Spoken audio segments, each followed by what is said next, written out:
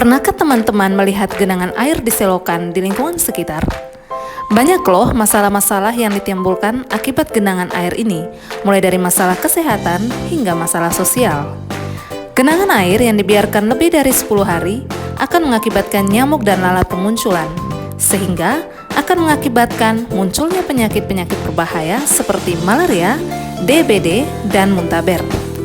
Bukan hanya itu saja, masalah sosial pun dapat timbul hanya karena genangan air ini, seperti munculnya ketidaknyamanan tinggal di daerah tersebut. Berikut tampak selokan di Semak Negeri Ende yang terdapat banyak genangan air akibat sampah dan lain-lain. Bagaimana solusi mengatasi masalah ini? Kita lakukan percobaan yuk!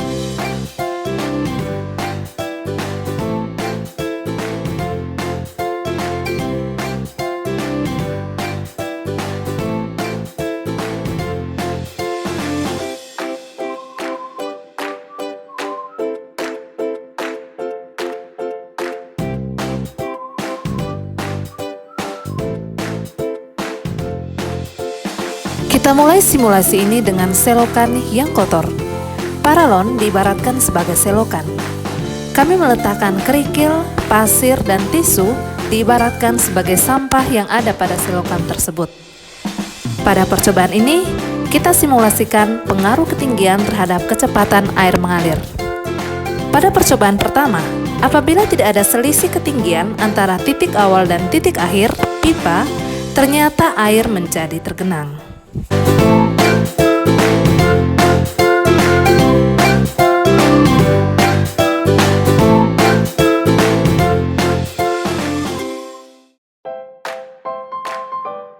Pada percobaan kedua, kami menaikkan titik awal sebesar 0,008 meter. Ternyata, air dapat mengalir dan mencapai titik akhir pada 53,2 detik.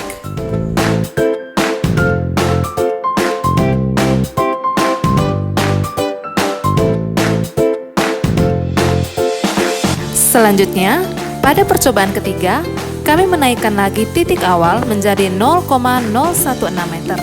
Ternyata, air dapat mengalir lebih cepat dan mencapai titik akhir pada 27,14 detik.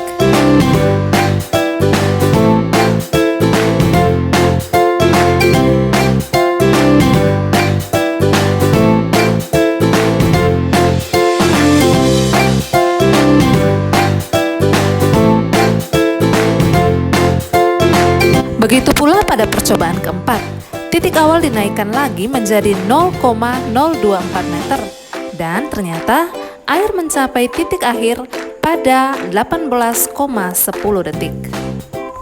Selanjutnya, bagaimana jika sampah dibersihkan? Apakah mempengaruhi kecepatan air pula? Inilah sesi 2, percobaan pada permukaan pipa yang halus. Pada percobaan pertama, titik awal dan titik akhir tidak ada perbedaan ketinggian, dan air tampak tergenang atau tidak mencapai titik akhir.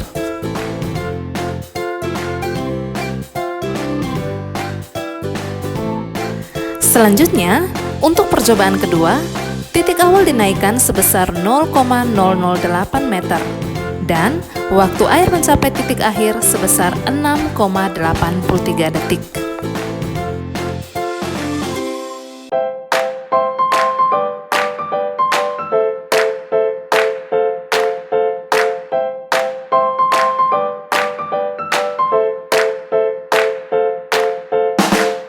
Pada percobaan ketiga, kembali titik awal kami naikkan sebesar 0,016 meter. Ternyata, air mencapai titik akhir pada 5,17 detik.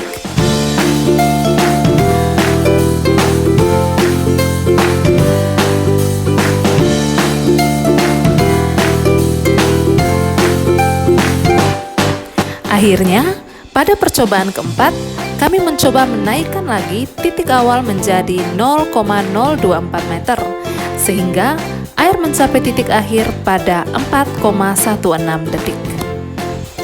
Nah, yuk kita lihat perbandingan hasil pengamatan permukaan kasar yang artinya ada sampah dan permukaan yang halus.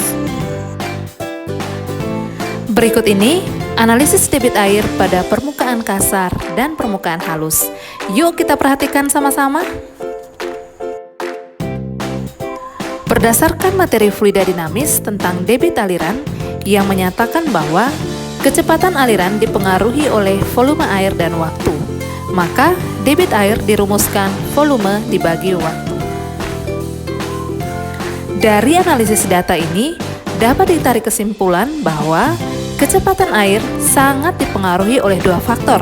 Yang pertama, hambatan pada aliran air, serta yang kedua, selisih ketinggian titik awal dan titik akhir aliran air. Jadi, solusi yang kami tawarkan untuk mengatasi masalah genangan air di selokan adalah: yang pertama, pastikan selokan dalam keadaan bersih tanpa sampah.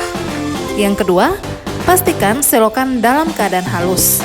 Dan yang ketiga, pastikan selisih tinggi antara masing-masing ujung selokan dibuat cukup besar. Untuk itu, rekomendasi yang dapat kami tawarkan untuk mengatasi masalah tergenangnya air di selokan SMAK Negeri ND antara lain: yang pertama, selokan perlu ditutup dengan jaring-jaring besi dengan lubang yang ukurannya cukup kecil. Kedua, semenisasi selokan agar permukaan menjadi cukup halus. Dan terakhir, dibuat selisih tinggi atau kemiringan pada dasar selokan.